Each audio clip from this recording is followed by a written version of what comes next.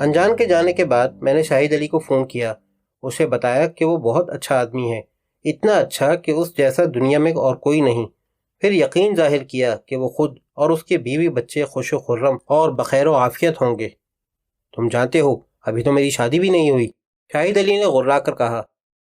مایوس مت ہو یار، شادی بھی آخر کار ہو ہی جائے گی، میں نے کہا۔ اور جہاں تک خیر و عافیت کا تعلق ہے تو میں مستقبل کے حوالے سے بات کر رہا تھا، کیونکہ شبراتی نے کہا ہے کہ آدمی کو ہمیشہ مستقبل پر نظر رکھنی چاہیے۔ شاہد علی نے مجھے ایک چھوٹی سی خوبصورت سی گالی دی، پھر کہا، خیر بکو، کس لیے فون کیا ہے؟ تم نے اپنے آدمی کو فنگر پرنٹس کے حصول کے لیے بھیجا تھا؟ ہاں بھیجا تھا، تالے پر واقعی فنگر پرنٹس موجود ہیں، گو دھندلے ہیں مگر بہرحال اتنے واضح ہیں کہ ان کا معائنہ کرنا مشکل نہیں ہوگا۔ اس کے علاوہ راہداری میں موجود جوتوں کے نشانات کے فوٹو بھی لیے گئے ہیں اور ان کے فوٹو پرنٹس بھی تیار ہو گئے ہیں۔ بہت خوب، یہ تم نے بہت اچھا کیا، میں نے کہا۔ جوتوں کے نشانات کے بارے میں تمہارا کیا خیال ہے؟ ان میں کچھ نشان مردانہ جوتوں کے ہیں اور کچھ زنانہ سینڈل کے، شاہد علی نے جواب دیا۔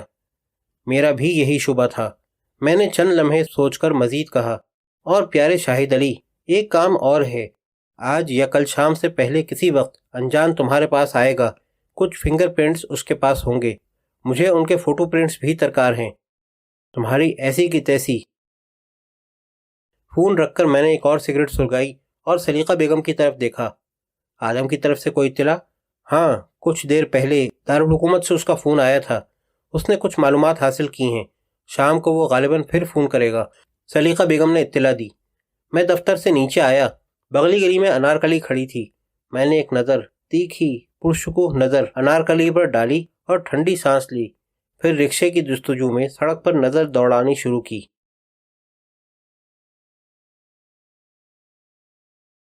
انسپکٹر قادری درمیانے قد کے قدرے بھاری بھرکم آدمی تھے، چہرہ گول تھا، کثرت سے پان کھانے کے باوجود دانت صاف اور چمکیلے تھے، ہونٹوں پر ایک مہین سی مسکراہٹ ہر وقت موجود رہتی تھی، بات کرنے کا انداز دھیما اور شفقت آمیز تھا، حتیٰ کہ غصے کا اظہار بھی کچھ اس طرح کرتے تھے گویا شفقت فرما رہے ہوں۔ لفظ میاں کا استعمال بہت زیادہ کرتے تھے، حتیٰ کہ چپراسی کو بھی چپراسی میاں کہتے تھے، بلکہ اکثر یہ بھی دیکھنے میں آیا کہ انہوں نے ملزم کو ملزم میاں کہہ کر مخاطب کیا۔ حال ہی میں کسی اور شہر سے ٹرانسفر ہو کر آئے تھے اور آتے ہی محکمے میں مقبول ہو گئے تھے، حالانکہ بادیوں نظر وہ پولیس افسر کے بجائے پیسے کا لین دین کرنے والی کسی کمپنی کے کلرک زیادہ نظر آتے تھے۔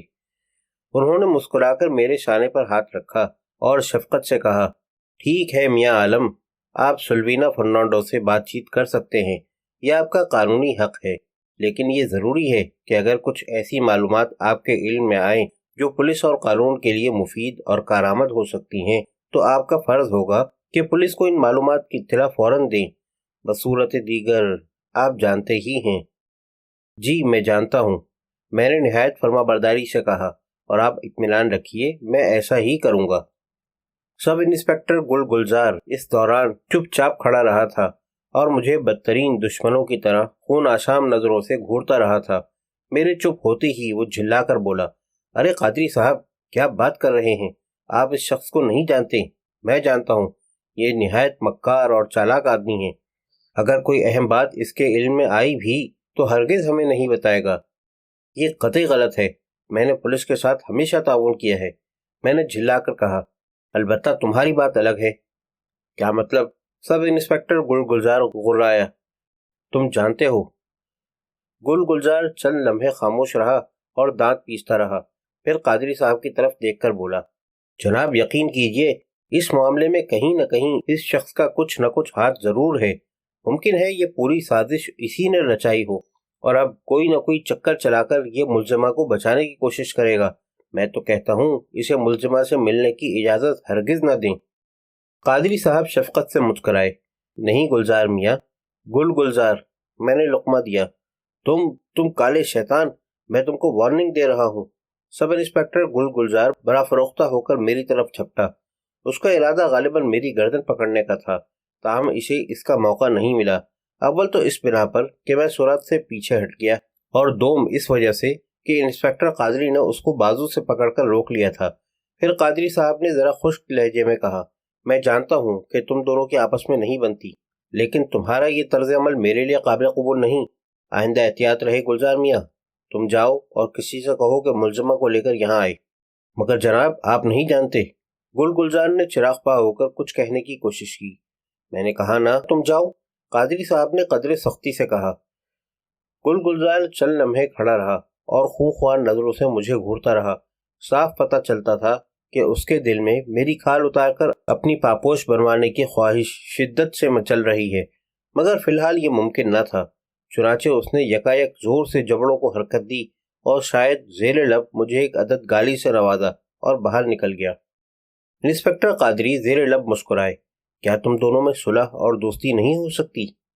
میں تو ہر وقت ہاتھ بڑھانے پر تیار ہوں، کیونکہ خاصا مسکین آدمی ہوں، میں نے ٹھنڈی سانس لے کر کہا، لیکن امید نہیں کہ وہ کبھی دوستی پر آمادہ ہوگا۔ انسپکٹر قادری مسکراتے ہوئے دروازے کی طرف بڑھ گئے۔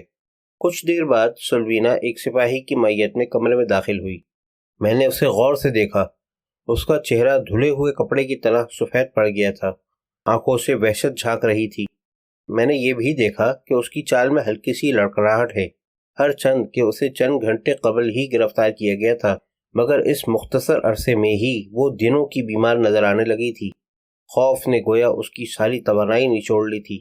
تاہم یہ طے کرنا مشکل تھا کہ اس کے خوف کا سبب کیا ہے، بے گناہی یا جرم۔ اس کے چہرے سے اس کے اندر کے حال جاننا تقریباً ناممکن تھا۔ اندر آ کر وہ کرسی پر بیٹھ گئی۔ جب وہ کرسی پر بیٹھ گئی اور سپاہی باہر چلا گیا تو میں نے بھی دوسری کرسی سنبھالی اور جیب سے سگریٹ کی ڈبیا برآمد کی۔ غالباً اسے توقع تھی کہ میں فوراً گفتگو شروع کر دوں گا، مگر میں نے ایسا نہیں کیا۔ چپ چاپ سگریٹ پیتا اور غور سے اس کے چہرے کا جائزہ لیتا رہا۔ میری خاموشی اس کے لیے مزید وحشت کا سبب بنی۔ گھبرا کر اس نے کرسی پر پہلو بدلا۔ اب کیا ہوگا؟ اس کی آواز میں لرزش تھی۔ قانون اپنا کام کرے گا اور میں قصداً جملہ ادھورا ہی چھوڑ کر چپ ہو گیا۔ مگر یہ جھوٹ ہے، قطعی غلط ہے۔ میں نے ہرگز کسی کی جان نہیں لی، میں بالکل بے گناہ ہوں۔ اس کی آواز میں احتجاج، بے بسی اور خوف تھا۔ آپ یقین کیجئے، میں ایسا کوئی کام کر ہی نہیں سکتی۔ قانون کو فی الحال اس بات کا علم نہیں ہے کہ آپ بے گناہ ہیں یا نہیں۔ میں نے اپنا سکون برقرار رکھا۔ قانون کے نمائندوں کو یقین ہے کہ یہ جرم آپ نے ہی کیا ہے اور اسے وہ عدالت میں ثابت کرنے کی کوشش بھی کریں گے، جبکہ ہمارا کام یہ ہے کہ آپ کی بے گناہی کا ثبوت فراہم کریں، بشرطے کہ آپ واقعی بے گناہ ہوں۔ سلوینا نے گھبرا کر ایک بار پھر کرسی پر پہلو بدلا اور مزید وحشت زدہ ہو کر بولی، یہ آپ کیسی باتیں کر رہے ہیں؟ آپ یقین کیجئے اس جرم سے میرا کوئی تعلق نہیں ہے اور آپ کا کام میرا بچاؤ کرنا ہے، یاد ہے نا؟ ہاں مجھے یاد ہے، میں نے گردن ہلائی، لیکن فی الحال مجھے بھی علم نہیں کہ آپ بے گناہ ہیں یا نہیں۔ میں یقیناً کوشش کروں گا کہ آپ کی بے گناہی کو ثابت کر سکوں، لیکن اس کا انحصار بہت کچھ آپ پر بھی ہے۔ آپ کو پورا تعاون کرنا ہوگا اور میرے ہر سوال کا جواب پوری دیانتداری سے دینا ہوگا۔ اگر آپ کچھ چھپائیں گی یا غلط بیانی کریں گی تو میری دشواریوں میں اضافہ ہوگا اور ہو سکتا ہے کہ میں اپنی کوشش میں کامیاب نہ ہو سکوں۔ نہ پہلے میں نے آپ سے کچھ چھپایا ہے اور نہ اب چھپاؤں گی، اس نے جواب دیا، مگر اس کی آواز بدستور لرز رہی تھی۔ میں مسکرایا، پھر سر کو جنبش دی۔ گزشتہ شام آپ اپنے فلیٹ پر کیوں گئی تھیں جبکہ میں نے آپ کو منع کر دیا تھا؟ سلوینا نے فوراً ہی جواب نہیں دیا۔ کچھ دیر شش و پنج کے عالم میں مجھے دیکھتی رہی، پھر خشک ہونٹوں پر زبان پھیر کر بولی، مجھے کچھ روپوں کی ضرورت تھی۔ میری دوست کے پاس بھی پیسے نہیں تھے اور بینک کا وقت ختم ہو چکا تھا۔ میں نے سوچا کچھ دیر کے لیے فلیٹ میں جانے میں کوئی حرج نہیں ہے، چنانچہ میں وہاں گئی کیونکہ فلیٹ میں کچھ رقم موجود تھی۔ اس کے علاوہ میں کچھ کپڑے بھی لانا چاہتی تھی۔ آپ کس وقت وہاں گئی تھیں؟ تقریباً 9:30 بجے کا وقت تھا۔ اور کتنی دیر وہاں رکی تھیں؟ سلوینا نے پل بھر غور کیا۔ تقریباً 40-45 منٹ۔ اتنی دیر کیوں؟ مطلوبہ اشیاء لے کر آپ 5-10 منٹ میں بھی واپس آ سکتی تھیں۔ سلوینا کے ہونٹوں پر پھیکی سی مسکراہٹ نمودار ہوئی۔ بات دراصل یہ ہے کہ میں نے کافی دیر سے چائے نہیں پی تھی۔ جب میں فلیٹ میں تھی تو مان دل چاہا کہ ایک کپ چائے پی لوں، چنانچہ باورچی خانے میں گئی، چائے بنائی، 2 ٹوسٹ بنائے اور وہیں بیٹھ کر چائے پی، پھر واپس چلی آئی۔ میں نے چند لمحے غور کیا۔ دیکھیے، لاش آپ کے ڈرائنگ روم میں ملی ہے۔ ڈاکٹر کا اندازہ ہے کہ قتل 9:30 اور 11 بجے کے درمیان ہوا تھا اور یہ وہی وقت ہے جب آپ فلیٹ میں تھیں۔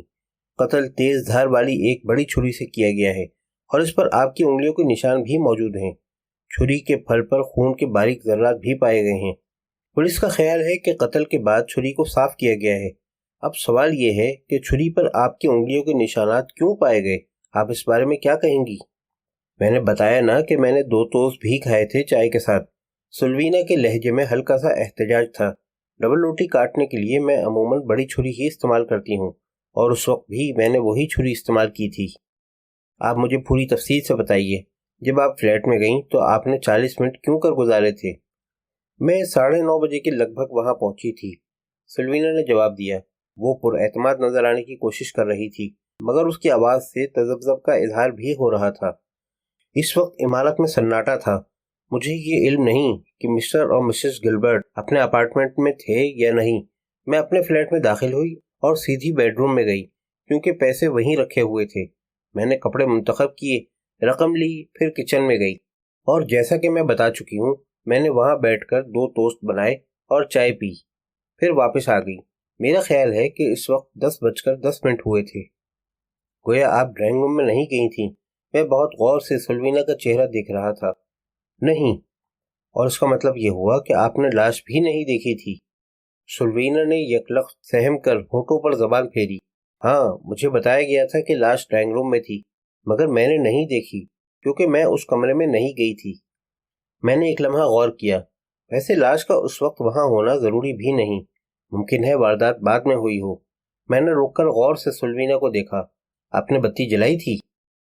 सुल्वीना के होंठों पर फीकी सी मुस्कुराहट उभरी। रात हो चुकी थी, अंधेरा था, बत्ती तो जलाना ही थी।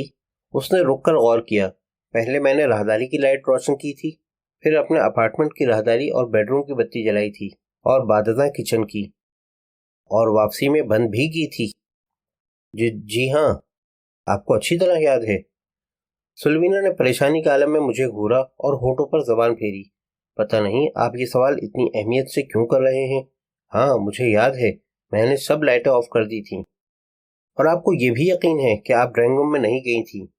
सुल्वीना का इज़्तिराब बढ़ता जा रहा था। उसने कदरे बेसब्री और खफकी से जवाब दिया। हाँ, मैंने कहा ना, मैं ड्राइंग रूम में नहीं गई थी, मगर पता नहीं आप ये सवालात बार बार क्यों कर रहे हैं। क्या इसका कोई खास सबब है? मैं सिर्फ वक़ुआ की सही तस्वीर देखने की कोशिश कर रहा हूँ, मैंने सुकून से कहा, क्योंकि आपको शायद पूरी तरह इदराक नहीं है कि ये पूरा मामला कितना पेचीदा और नाजुक है।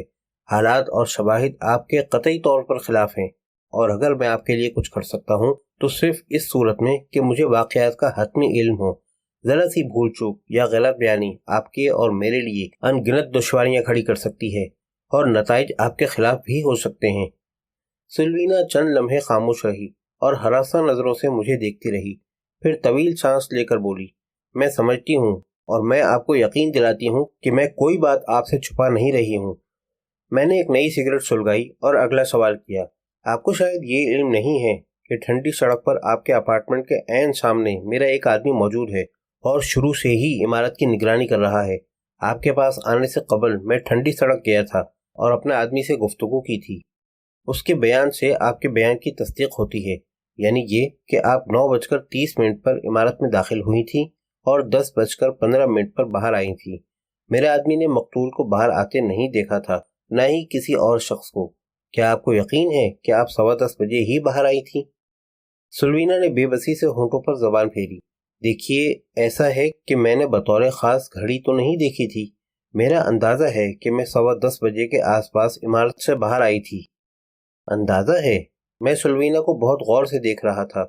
जी हाँ, सुल्वीना ने हकलाकर कहा। कोई 2-4 मिनट आगे पीछे होने का इम्कान भी है। जी हाँ, ये मुमकिन है, मैंने सोचते हुए कहा।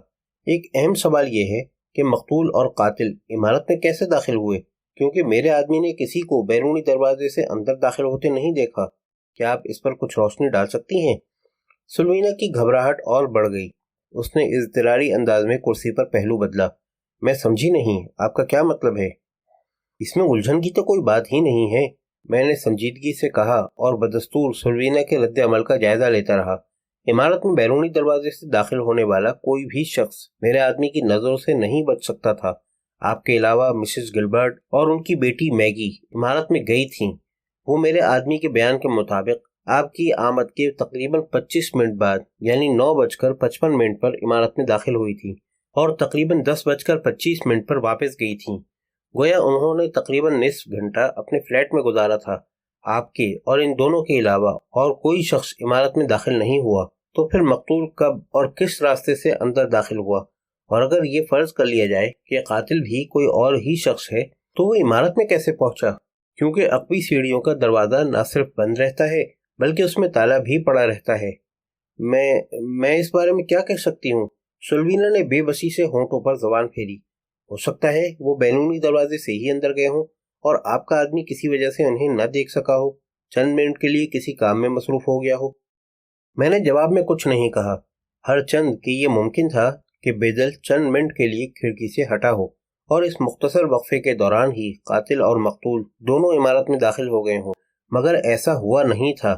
بیدل کا بیان تھا کہ وہ کھڑکی پر مسلسل موجود رہا تھا اور گہری توجہ سے عمارت کو دیکھتا رہا تھا۔ گو اس وقت رات ہو چکی تھی اور عمارت کے آس پاس اتنی روشنی تھی کہ وہ عمارت میں آنے جانے والے ہر شخص کو بآسانی اور بخوبی دیکھ سکتا تھا۔ اس کا کہنا تھا کہ شام 7 بجے کے آس پاس مسٹر گلبرٹ عمارت سے باہر آئے تھے۔ غالباً انہیں کچھ خریداری کرنی تھی۔ ان کی واپسی کوئی 20 منٹ بعد ہوئی تھی۔ اس کے بعد تقریباً 9:30 بجے سلوینا آئی تھی اور عمارت میں چلی گئی تھی۔ یہی وقت ہے جب بیدل نے اس کے فلیٹ میں روشنی دیکھی۔ بعد ازاں کوئی 9:55 پر مارتھا اور میگی آئی تھیں اور تقریباً آدھے گھنٹے تک عمارت میں ٹھہر کر 10:25 پر واپس چلی گئی تھیں۔ سلوینا ان کی واپسی سے تقریباً 10 منٹ پہلے یعنی 10:15 پر عمارت سے باہر آئی تھی اور ایک رکشہ پر بیٹھ کر چلی گئی تھی۔ گویا دونوں کی واپسی میں 10 منٹ کا وقفہ تھا۔ جب میں نے مسٹر گلبرٹ سے ملاقات کی تھی تو انہوں نے بتایا تھا کہ ان کی بیوی میگی کے پاس گئی ہوئی ہے جو پی روڈ پر رہتی ہے۔ اس کا مطلب یہ ہوا کہ ان کی بیوی گزشتہ دن بھی گھر واپس نہیں آئی تھی اور بیٹی کے پاس ہی رک گئی تھی اور بدستور وہیں تھی۔ شام کو غالباً کسی کام سے دونوں ماں بیٹی مسٹر گلبرٹ کے پاس آئی تھیں اور نصف گھنٹہ ٹھہر کر واپس چلی گئی تھیں۔ بیدل نے یہ بھی ذکر کیا تھا کہ سلوینا ایک رکشے پر آئی تھی۔ رکشے سے اتر کر وہ چند منٹ فٹ پاتھ پر ہی کھڑی رہی تھی اور ذرا تجسس آمیز انداز میں دائیں بائیں دیکھتی رہی تھی جیسے اسے کسی شے کی تلاش ہو۔ پھر وہ عمارت میں داخل ہوئی تھی۔ اس وقت 9:35 ہونے والے تھے۔ سلوینا کو کس شے کی تلاش تھی؟ میں نے سلوینا سے اصرار کے ساتھ پوچھا تھا کہ اس نے فلیٹ کے کن حصوں کی بتی جلائی تھی اور یہ کہ واپس آتے وقت بتی بند کی تھی یا نہیں۔ اس کا کہنا تھا کہ وہ 10:15 بجے کے آس پاس واپس آئی تھی۔ اس نے نہ صرف راہداری، کچن اور بیڈ روم کی بتی جلائی تھی بلکہ واپسی میں بند بھی کی تھی۔ سلوینا کے اس بیان کا صرف کچھ حصہ درست تھا جس کی تصدیق بیدل کے بیان سے ہوتی تھی، بقیہ حصہ تضاد کا شکار تھا۔ دراصل سلوینا کا فلیٹ عمارت کے بیرونی حصے میں تھا اور دونوں کمروں کی کھڑکیاں سڑک کی جانب کھلتی تھیں، اور نگینا ہوٹل کا وہ کمرہ جس میں بیدل فروکش تھا سلوینا کے فلیٹ کے عین سامنے تھا۔ اگر سلوینا کے فلیٹ میں بتیاں جلیں تو دونوں کمروں کی کھڑکیاں بھی روشن ہوتی ہیں اور نگینا ہوٹل سے صاف نظر آتی ہیں۔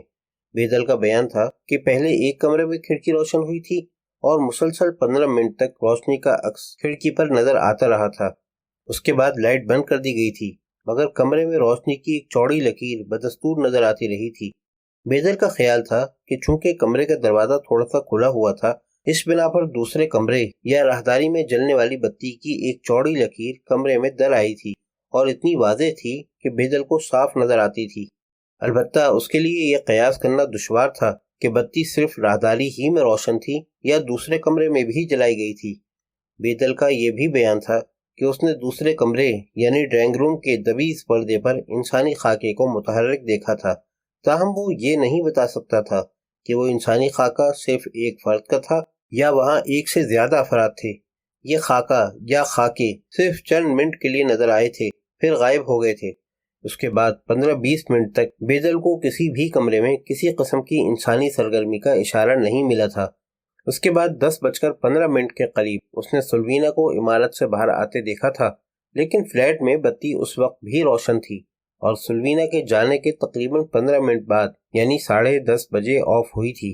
15 منٹ کا وقفہ بہت ہوتا ہے۔ 15 منٹ میں کچھ بھی ہو سکتا ہے، حتیٰ کہ قتل کی ایک واردات وقوع پذیر ہو سکتی ہے۔